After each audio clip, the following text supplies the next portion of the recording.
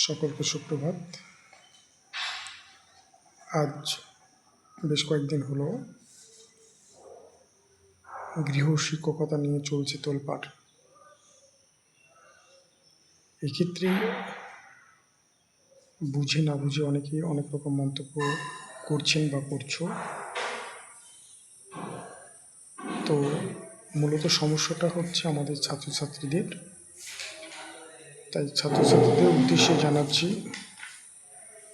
তোমরা যেহেতু ভবিষ্যৎ জীবনে যথার্থ পদে অবতীর্ণ হবে এবং যেহেতু তোমরাই হবে দেশের কর্ণধর, তাই তোমরা সমস্যার মধ্য দিয়ে থেকেও নিজেদের পড়া থেকে বঞ্চিত করো না।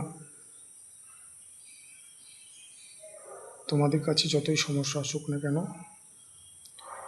তোমরা অক্লান্ত পরিশ্রম করে পড়াশোনা চালিয়ে যাও। বর্তমান আধুনিক ইন্টারনেটের যুগ, বিভিন্ন সমস্যাগুলিকে সেখান থেকে সমাধান করার চেষ্টা করো। তারপর পরিস্থিতি হয়তো কিছু সময়ের মধ্যেই স্বাভাবিক হয়ে যাবে। তারপর তোমরা তোমাদের মতো করে সেটাকে মানিয়ে নেবে। আর তোমরা বিশেষ করে যে সমস্ত শিক্ষকের কাছে স্কুলে পড়ছো, সে সমস্ত শিক্ষকের কাছে অনুরোধ, আপনারা অন্ততপক্ষে এই কটা দিন একটু যত্ন সহকারে তাদের প্রতি তদারকি রাখবেন।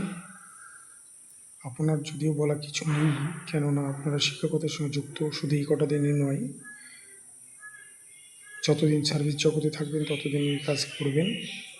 সুতরাং আপনারা একটু সুন্দরভাবে ছাত্রছাত্রীদের বোঝানোর চেষ্টা করুন, যাতে কোনোভাবেই তাদের ভবিষ্যৎ জীবনে কোনো অন্ধকারতা নেমে না আসে। ধন্যবাদ।